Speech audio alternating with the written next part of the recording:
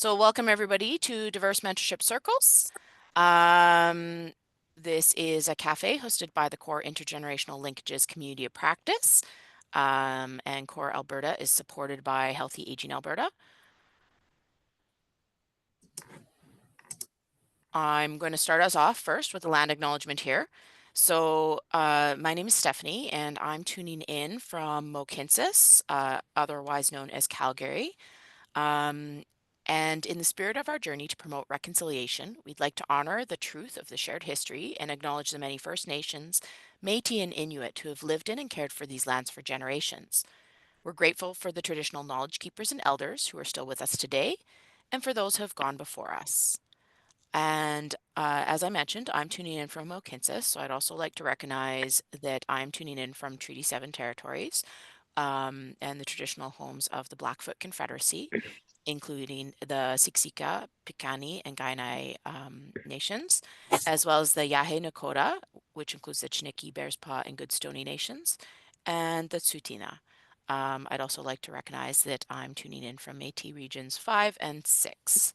And I know that our group is all across Canada and Turtle Island here, so recognizing all of the traditional territories that we are tuning in from. So some housekeeping. Of course, keep yourself on mute while our presenters are chatting. We will be recording it. I'll send out the recording to everybody afterwards so that you can watch it again if there's something you want to catch, or share it with your colleagues. And we will put it up on our CORE Alberta platform and our Healthy Aging Alberta YouTube so that if later you want to reference it, it'll be in those spots. So I will share those links. And of course, as normal, you're welcome to raise your hand or give a reaction, or if you have a question, you can also put in the chat. We will have conversation times that you can unmute yourself and we can have group conversation. If you're new to CORE, so the CORE platforms, we have CORE Alberta, CORE BC, and CORE National. This group is currently hosted on the CORE Alberta site. However, we are a national group. So the CORE Alberta site is hosted, it's supported by Healthy Aging Alberta, which is backboned by United Way of Calgary and area. And the CORE platforms are provincially and nationally coordinated learning platforms designed to strengthen the sector and increase organizational and sector capacity through information sharing, mentoring, communities of practice, policy development, resource development, and collaboration. So this group is hosted on Alberta, but we're doing hosting a national community of practice to talk about intergenerational relationships and spaces and programming. And who's part of our group? We have Betty Good, who is not with us today, but she is an intergenerational trainer and consultant from Good Links Intergenerational Practice out of Calgary.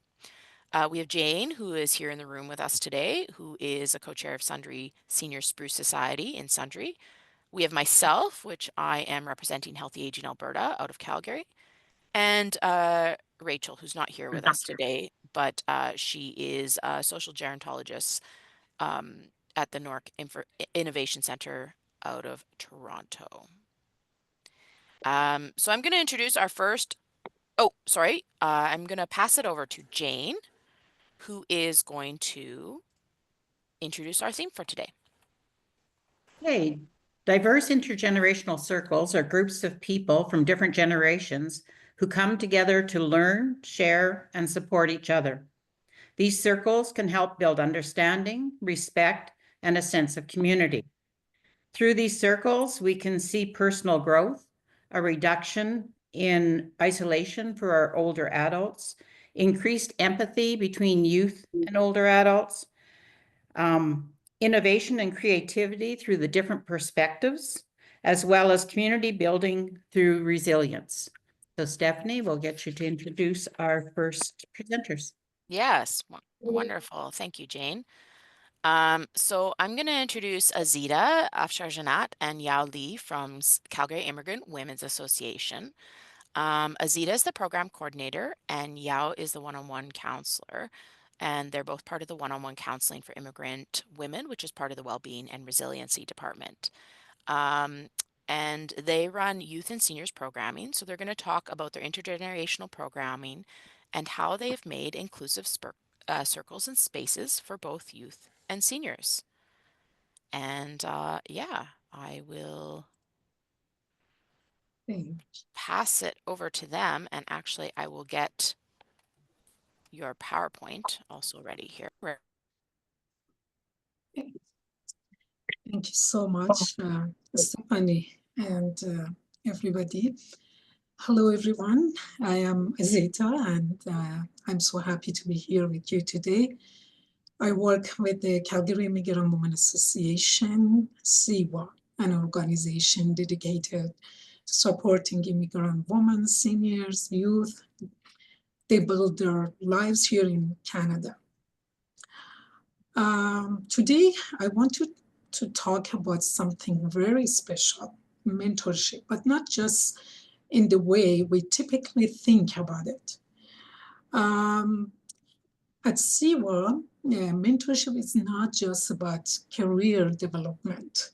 So I just, passed the mission and vision of CWA. I just jumped into the programs but anyway, I just wanted to let you know, like at CWA, mentorship, like it's not just in the way we typically think about it.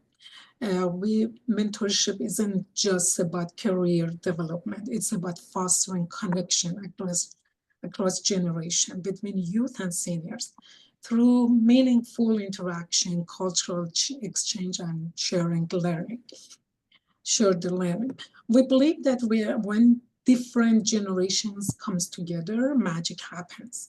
Youth bring energy, fresh perspective, and technological skills, while seniors bring wisdom, life experience, and deep cultural knowledge. Through our program, we create opportunities for them to learn from each other, grow together, and build lasting relationship. Let's dive in and explore how CWA creates these mentorship circles for both youth and seniors. As you see, programs for youth at CWA focus on their well-being, resiliency, career support, mentorship, and community engagement.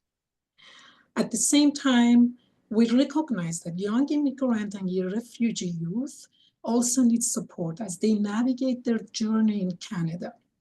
They might be dealing with school pressures, job uncertainty, or identity struggles. CWA offers different programs for youth, and CWA offers career-focused mentorship programs where youth can connect with professionals who guide them on job readiness and education pathways and personal growth. We also provide free counseling support, job support, and tutoring, ensuring they have the resources to succeed. We believe that learning and growth happen best in fun and interactive ways. That's why we offer like arts and crafts, music, dancing, and even educational workshops that equip youth with life skills. And we offer different programs in summer break and spring break. Through our camps, we youth get the opportunity to bond with their peers, gain leadership skills, and engage in building activities. These experiences give them confidence and a sense of belonging, which is very important when settling into a new country. And for seniors, like seniors program focus on empowering, reducing isolation and community building. Seniors, especially immigrant women, often face unique challenges when they move to a new country, and they may feel isolated due to language barriers, cultural differences, or limited social networks. At CWA, we focus on empowering these women by creating spaces where they feel valued and connected and supported. One of our most beloved program is Grandma's Kitchen. If we can go to the next slide. And we have Grandma's Kitchen. This is where senior immigrant women come together to cook, share traditional recipes, and practice English in a relaxed and welcoming environment. It is not just about the food. It's about confidence building, storytelling, and finding community. We also help seniors develop new skills, whether it's learning basic English, exploring creative activities and art and craft, and attending wellness workshops that support healthy living. These programs give seniors a sense of purpose and help them feel more at home in their new environment. So how do we bring these two groups, youth and seniors, together? At CIWA, we actively create spaces where generational can connect, learn from each other, and build meaningful relationships. Seniors share traditional folktales from their home countries, passing down cultural wisdom with youth engaged by asking questions, sharing stories, or sharing their own experiences. This fosters respect for heritage and storytelling as a form of mentorship. I think if we go to the next one, we will see the picture.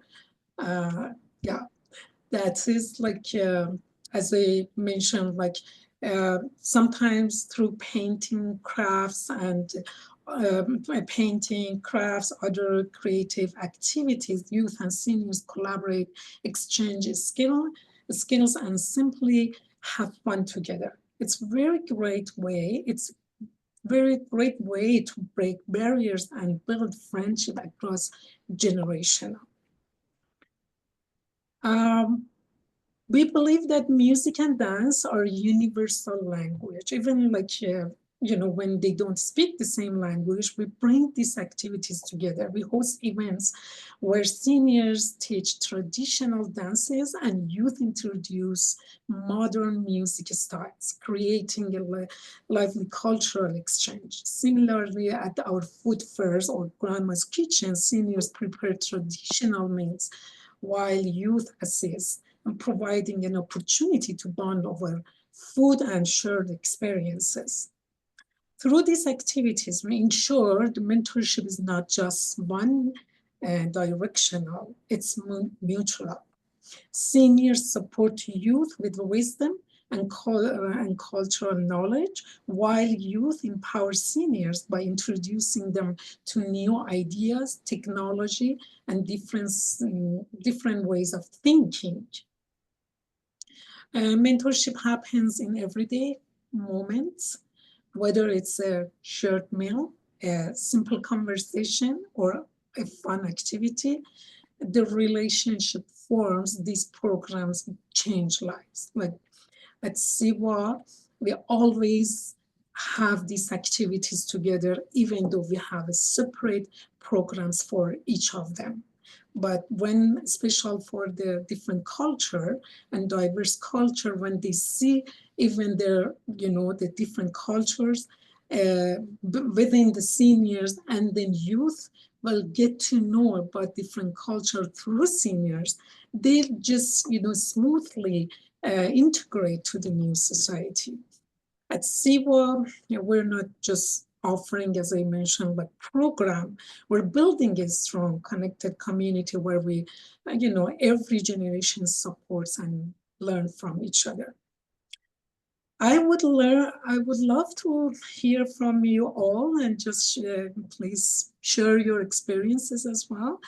And our team, like at CIWA, we have different languages, and then seniors, they feel very comfortable to get the person who speak the same language. They make friends, and then youth during COVID, youth help the seniors to get some skill about technology, and here we are. I would love to hear from you. Thank you for being part of this conversation. If you're interested in learning more about CIVA's program, or you would like to collaborate, I would love to chat after this. Thank you so much. Well, thank you so much for what you're doing for the immigrant women and families that are coming to our country. We can see where the circle and enveloping them is really bringing the good to them as they're here.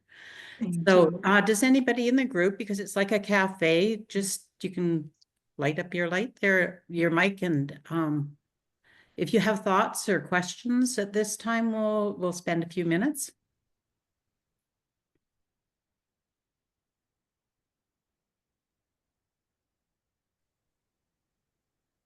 So I've got a question. okay. We're looking at in our senior center to develop more of an intergenerational opportunities, but the challenge that we have is the communication. Historically, we've reached out to the schools. However, with the current environment that they're working in, you have to develop a relationship with the teachers, and the teachers don't have time anymore. So what are some other avenues that a senior center, in this case, could pursue in trying to create intergenerational opportunities? Currently, we have a group that come in and do hair for some of the seniors. So we have those special events, but other activities, I'd really appreciate anybody's feedback on, one, the communication. How do you reach out? Who do you reach out to? And what other kind of activities you might be able to create within a senior center. Okay, is there anybody that would like to share something they're doing already?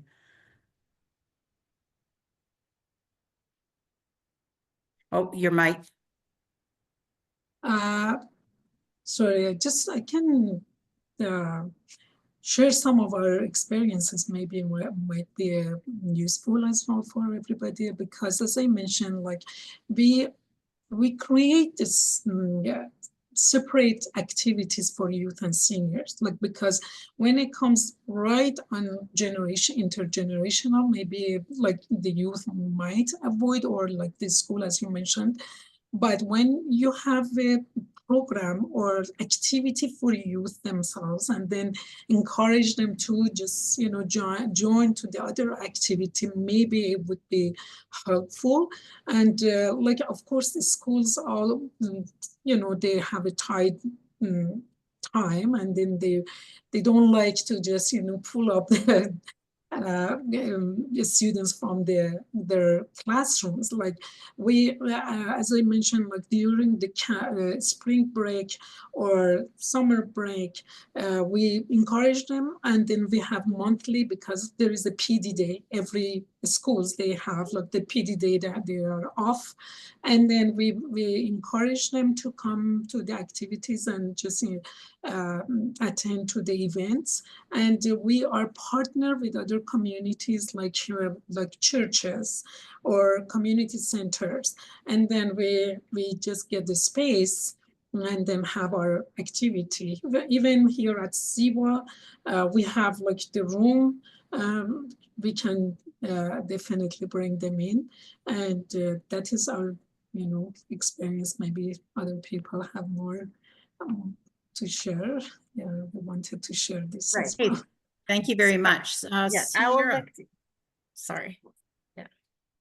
I just want to add one thing on what Azita has just mentioned.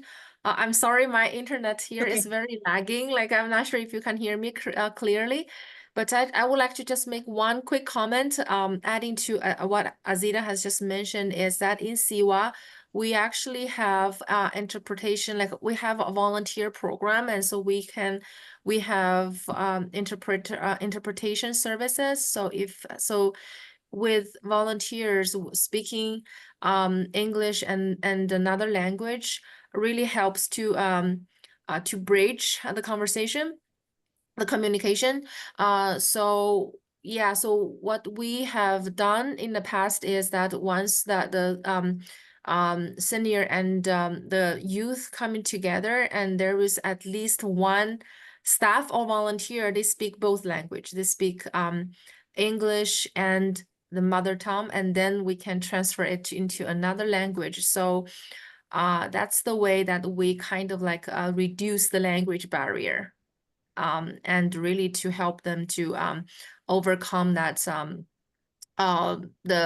the language barrier. And also, like Azita just mentioned, there are many activities that does not necessarily involve any verbal communication, right? Like singing, dancing, and sometimes even when we had those kneading class, senior teaching the youth kneading, and they use body language. Like they don't use verbal communication all the time, but sometimes they use verbal language, a non-verbal language, and they kind of show them how to do it, and the youth will follow. So I think that's really we see which we think it's pretty good, and it works out just fine. Yeah, that's Thank you. one Sounds thing that I awesome. need to add. Thank you. Sounds Yeah. awesome. Sierra. Hey, so we work in rural Alberta, and out in our area, we have homeschool co-ops. So that's an area that if you haven't been able to connect with yet, that there's lots of folks and families that are looking for additional programming opportunities. So that could be an avenue, or even if you have like a local Boys and Girls Club that was looking to do some volunteering, like that would be also another group that you could potentially reach out to that isn't necessarily like a school group. And I can attest, like took a long time to get to the point where the school trusted me enough to be able to facilitate something like that. So it can definitely be a long haul, as it were. Yeah, and even in rural 4-H groups. Yes. Oh yeah. And we don't really have, like, we have a 4-H group, but it's not a huge one like are in other areas.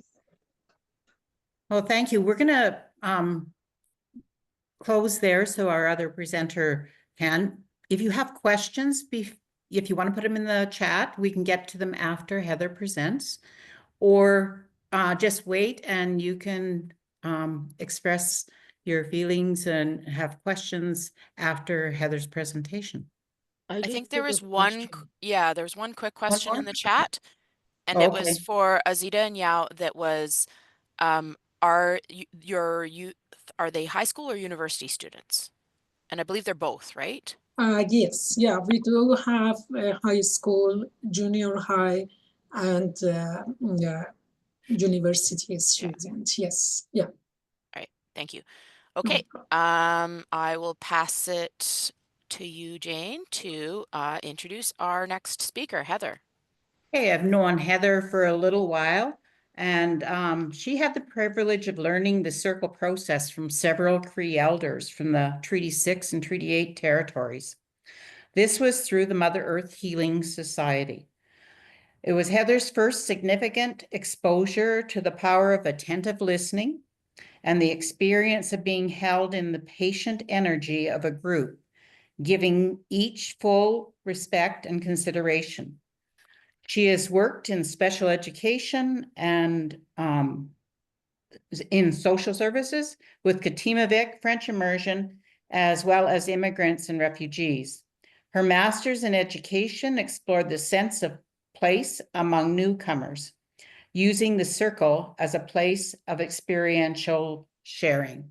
Heather, looking forward to your presentation. Thanks. Hello. Hello, everybody. I wasn't quite sure what to expect today, and there's so much to share. Traditionally, circles are, of course, in person, and that's why I opted to come over to Jane's house rather than join from my own place. There's so much to share about circles as a way of connecting. I want to say that none of the circles. So I'll be talking about the process of circles, which nowadays so many people have participated in traditional sharing circles, where the focus is on listening to each other, listening, creating an attentive space together, where people feel safe to share. It's almost a meditative space, right? In that people have compared it to, if you're speaking, a meditative space is an individual space. A dyad conversation is a conversation. Creating a circle takes it to a whole different level of sharing, and creating that mutual respect and where the power dynamics are shared. So yeah, rural. We worked with, I wanted to share a little bit, working with rural newcomers. In that circle space, people become each other's mentors, as Azita was saying, right? So being able to take turns around the circle, share how we're doing, have that listening, that attention of other people, and then to be able to hear what other people are going through and respond to it with their resources, and their awareness of resources. So people become each other's resources. I don't hardly know where to start in the context of I know for myself here in Sundre, so a lot of my experience with circles during Truth and Reconciliation, when that was coming in the early 2000s, back in my previous, I lived and worked around Stony Plain, Parkland counties, Spruce Grove. We had numerous Truth and Reconciliation circles through the libraries.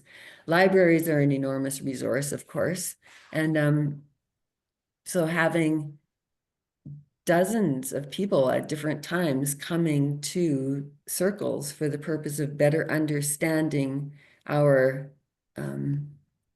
experiences on Turtle Island, as coming into living, sharing the same territory together. That is a space, that's a value of the circles. And of course, people of different ages coming and participating.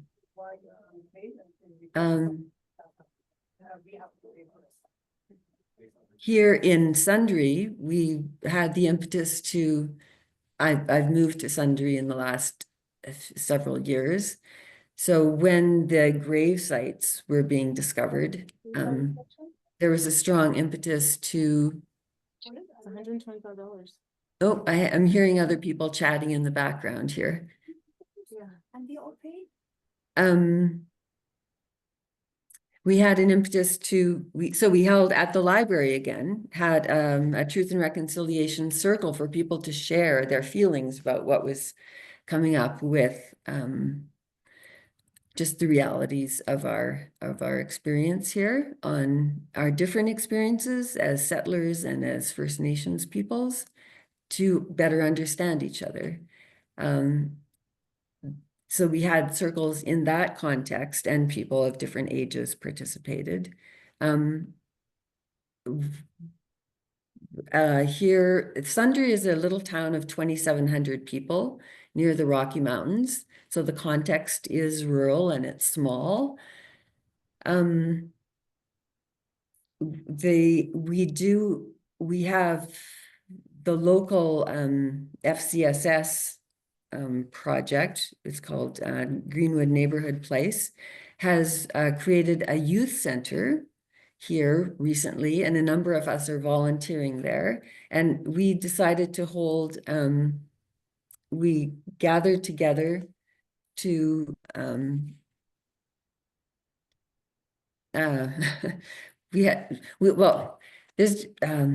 we've had circles with the youth there. For one winter near the beginning of the youth center, there was a group of a dozen or up to a dozen, six 6 to 10 at the most junior high school students who were coming, who wanted to get into the hard stuff and really explore the hard stuff. And we held weekly circles where we went around and they shared. It was only intergenerational in the sense that the two of us who were volunteering were there. We won one session, the group, I think it was February, so we invited a local elder from our a Black man to come in and share and be part of the circle. And then we did one or two other things with him that were not related necessarily to circles or to, yeah, we're building relationships a little bit in the circle. A lot of the youth there were children of diverse sexual orientation, youth, I should say, of diverse sexual orientation. And that was one of the topics they explored and shared about their experiences.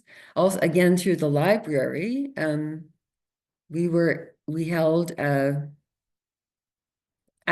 single circle for folks who were concerned about, who were wondering about gay, lesbian, trans relationships in their personal circles. And so we held a single circle at the library where some aunties came with their and grandmas. It was only a dozen or 15 people, but it was intergenerational because that's who responded. And so youth who were not comfortable to come with their own parents, but had an ally in their family, were able to come. And we then did start in the community to have, it was regularly occurring for a little while, like every couple of months. And now it's kind of on call. They're in the ally group that question and live with LGBTQ plus. We don't have Two-Spirit so much in this part of in this area, but we've had circles, recurring circles, with allies and friends and people. So, and that was a huge support to a number of parents of trans children and youth. Sometimes the youth came as well, teenagers or young adults with a mother and as they were moving through this experience together and found the support in a listening circle. So having that attentive space. The one thing with circles is that everybody gets, even the shyest person is held and then able to share. But of course you don't have to share. You create that space where people feel the safety to share. Seems to me there was at least one other thing I wanted to hit on. Oh, we had the rural mental health. I was introduced as lead on that, rural mental health. We held circles here as well. We most recently called them, How Are You Really Doing? We mostly, during COVID is the time that we had, I think we had the greatest impact because there was so much experience and trauma about how people were experiencing and impacted by COVID. And so there was a space specifically in the town at one of the churches, and if churches were able to there was a bit more leniency for gathering, so we were able to gather with social distancing even during COVID restrictions, and people who on all sides of that enormous spectrum of experience were able to share and be heard. Anyway, I think my time's up. Okay, thanks. Thank you, Heather.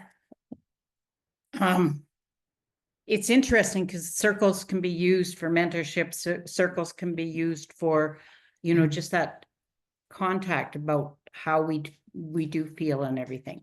Are there any questions at this time for Heather before we just get into general comments?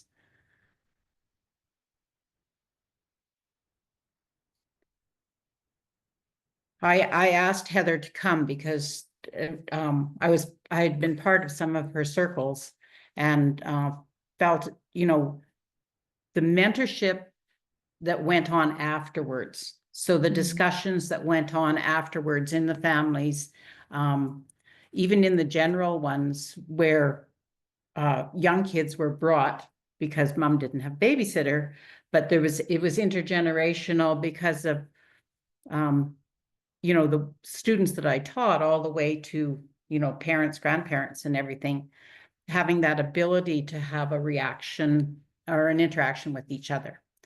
Okay, Jennifer? Yeah, hi. This is so interesting, and I'm just wondering about sort of when you have an intergenerational circle, is there an ideal, like, do you try to get equal amounts of people of different ages, and is there an ideal size for it? And do you how do you make sure the process stays on track? Sorry, lots of questions. Okay. Well, I'd say for circles, generally about 15 is really maximum. I've been in circles and co-facilitated circles with 30 or so, but then you have to watch your time and have an understanding about time. Intergenerationally, we've never tried to coordinate that. It just happens. Yeah. I know that there have been in part of some of the Truth and Reconciliation activities around the country have had one-on-one. They've been holding circles where it's a one-on-one ratio of First Nations to settler. I was on a waiting list to be part of those for a long time and never got the opportunity. And I think there's a lot of, we put a lot, anyway, those are intercultural relationships rather than intergenerational. So maybe I'm getting off topic, but yeah. Just invitations go out and it's random. And they don't seem to be shy when they're there, because it's a very comforting environment. Like it's very calm when everybody arrives, and you know, sometimes we do meditation at the very beginning, which puts everybody in a different mind frame, and they have the opportunity to pass, but most will, if they pass the first time, they'll have something to say the second time. So keeping things on track, the process of the circle, if you ever have participated with an elder, the process almost takes care of itself. You know, the parameters of respect. Actually, I do have a general PowerPoint about circles that I can share with Jane that we can send out that gives some of the parameters. Every now and then, in many, many years of facilitating and co-facilitating circles, there was only one, well, maybe more than one, but one that really stands out in my mind. We had a huge gathering of 35 people, and somebody traipsed in late. So one of the parameters is to start on time and everybody be respectful and on time. And when it came around to him in the circle, he began lecturing. And so that was one moment where I took the role as facilitator to say, we need you to share from your experience, from your heart, you know, and this is about listening to each other and listening to yourself and to what you feel you need to share and sharing that. Yeah. Great. So Thank you. Any other questions specifically on this presentation? So I can add to it, like in our organization also, we have these intergenerational activities, like whoever comes, right? Like we promote it to everybody. And then like if they're interested, sometimes we have a big event and it's like, for example, Senior International Day, or and then like they all come and then youth will join them. Not specifically the same number as the seniors, but we have, for example, 20 youth and 50 seniors. But their activity is very interesting because sometimes, even with dancing, like youth are very careful when they dance with the seniors, because they know that like seniors can't move the same as like they are more flexible and energetic, but not there. And then they are very careful to show them how to do that together. And we have lots of very nice videos and all these interactive activities that they have together. And but I wanted to share that like sometimes it's a big event, sometimes it's a mentorship and then one-on-one together, and sometimes it's like in the smaller group, and whatever comes, like we are happy to do that. Like, yeah, and then they both generation, they really love to get involved in these activities. Hey, any other questions? If not, I'm going to open it. What's something that you're taking away from today's session? What's something that's going to be important to you and maybe what you do in your community?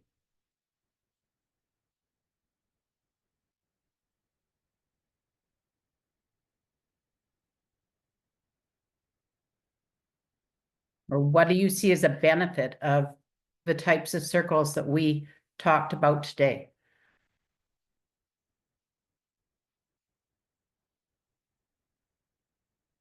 I know that I'm re-inspired to do more intergenerational activities here in Sundre.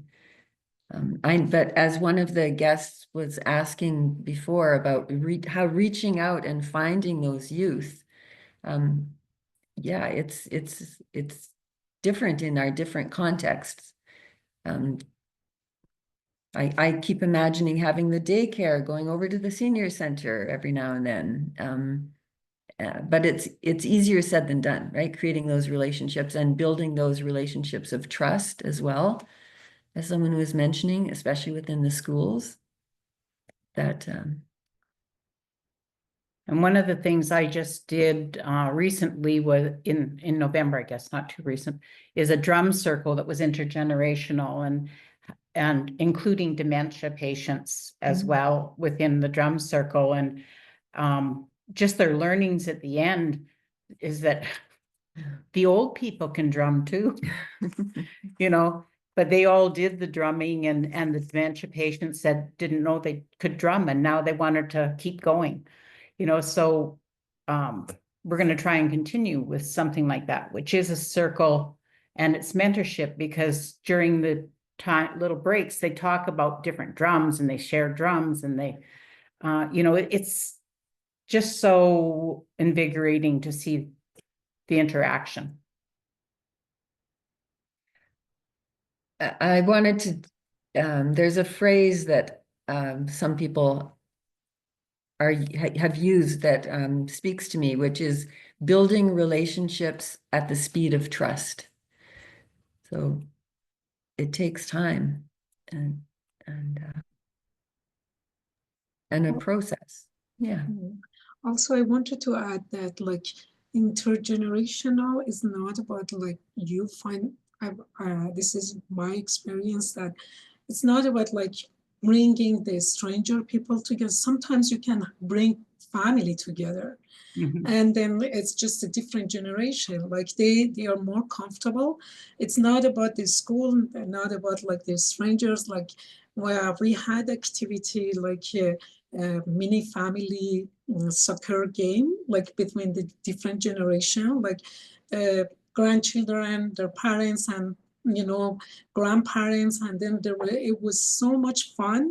And that was a very, I think one of our highlight that I can say, like, we didn't need to recruit anybody or just promote it. As long as the family, especially for Halloween, we have some occasion like Halloween, we ask them to create something together, even at their house. And then if they have grandparents at their house, if they have like a different generation, then they can, do work together. And just they were used to send their picture to us, and then we ask them to send the picture, and then we just put it as to just make sure if everybody has their picture, very small gift to give it to them, and then they were encouraged to do that. I think there is a lot of ways that we can bring them together. It's not only the strangers come together, even the neighborhood community, like the small communities. Like if we ask them to come together, I think we don't even need schools or just having that problem to bring people in. And yeah, that is another experience I wanted to share. Okay, I was noticing in the chat that these provide folks with a space that feels welcoming, inclusive, and allows for voices to be heard and acknowledged. Thank you for that comment, Elizabeth. Azita, your discussion about bringing even just the families together, I don't know if some of our attendees, if anybody was here during, we had Generations Over Dinner a few months ago, where we were talking about that, about just bringing the families and generations together over dinner, which sometimes, is a nice way to go about it. I have a question for any of the presenters here, and that's, have there been any times you've struggled trying to put together some intergenerational programming, and what was going wrong, and maybe how you navigated that struggle? I've never struggled with it because it was never our direct intention. But I have considered, how do we do this, especially with the Den as a volunteer at the youth center now, trying to even get the kids set up to volunteer at the senior center one-on-one. Well, only one person made an application, and then didn't follow through because of all different things.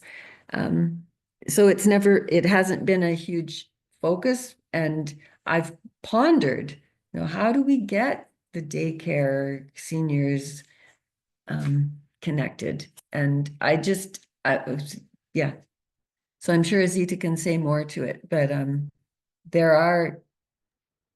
I think when things need to happen, there's an energy that is there that helps it to happen as well. Like when you're in the flow of something that is going to be happening. I think the drum circles was maybe an example of that, just finding that thing. And even the circles that we had at the Den with the youth, that was one season that it flourished, and we haven't done it since. The energy's not there for it. Okay, Azita? Yeah, I can also say that, like, of course, we had that situation struggle with, some of the events, especially youth, are not committed as much as seniors are. And then, but how we navigated, I think some of the, during these many years that we are working in this field, and then we have this activity, I've noticed that like food can bring everybody together. And that's why like when we have like Grandma's Kitchen itself, like it's a program for the seniors, then we ask them, okay, we ask youth if they want to join and have food, free food.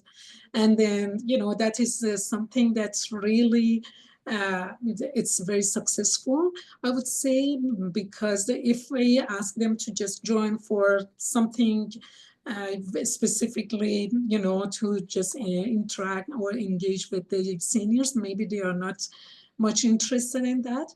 But when we ask them to come and just, have lunch together, and then they learn from each other, and then when they get to know, and then we have like equipment, sometimes, the seniors, they do sewing, and then they make like small totes for the youth during the grandma's kitchen. It's the food, sometimes even the budget for the program is not enough. We look for the donation, like from Cops Bread, like anywhere, like, and then we try to bring them all together when we have these events. And I think our number is higher when we have them in our grandma's kitchen, or like any event that we have food and we have gifts and we have those things. I think yes, for sure we struggle, but this is how we navigate that. Hey, thank you. We've had discussion on two very different types of circles, mentorship within our communities. And we know that there's differences between urban and rural. And there's a lot of benefits to it for everybody that participates. So I'm going to turn it over to Stephanie I want to thank our presenters and everyone that attended today. It's been an awesome discussion, and I believe that it's our way to work with our intergenerational families. And I'm going to turn it over to Stephanie to finish us off. Thank you, Jane. Yeah, so thank you everyone for attending today. We have in the chat there, I put our post survey, so please give us your feedback on this session, and as well if you have future suggestions for our cafes or our events that you'd like to see. So I've put that in the chat there. Also, we are holding our next intergenerational event on March 11th. So I'm just going to put this in the chat here. So our intergenerational linkages community practice will be on March 11th. And our theme this time is going to be social prescribing. It's National Social Prescribing Days on March 19th. So we're going to have that social prescribing theme to have a conversation around what that is and how we're doing that with intergenerational work. So please come join us as well. I didn't mention it, but Azita and Yao are leads of the Immigrant Senior Sector Connections core group, which also has folks from across Alberta and as well the country coming on a bi-monthly basis. We will be having an Immigrant Senior Sector Connections group a meeting sometime in February or March. We're just wrapping up the date here of what date that will be, but that will be coming up too. So to pay attention to that if you really resonated with this conversation about immigrant serving groups. So yeah, both of those are coming up. And then just to make a note, I'm sure some of you noticed that Anita's not here with us today. So Anita was one of our group leads from Nova Scotia, who has now stepped into a different position, so has left us as group leadership. So we did want to put a call out to, if any of you are really passionate about this intergenerational work and you'd like to take a more leadership role, that we'd love to have you in the leadership space for this intergenerational linkages community practice. And you can just reach out to us. I'll put my email in the chat here, and then you can reach out to us for anything. Actually, you might already have my email since I sent. No, actually, you have Betty's email because she sent you the Zoom, so you can reach out to Betty as well. Heather had one last comment. Yeah, Heather. I just want to say, it's community of practice. You may want to connect with Stony Plain. They built their library in the same building, a new building in town. The daycare is downstairs, the library is right there, and seniors live upstairs. Oh, that's pretty cool. I left the community soon after that happened, so I don't know about the experiences, but you might want to invite them into this community practice. Thank you, Heather, for that suggestion. Yeah, that's really wonderful. And I do see that we do have a bunch of folks from across Canada here today as well in the group. So thank you again, everyone, for coming. And thank you for our presenters. So informative, really lovely work that you're doing. And I think it's inspiring for all of us. And yeah, with that, I think we will wrap up.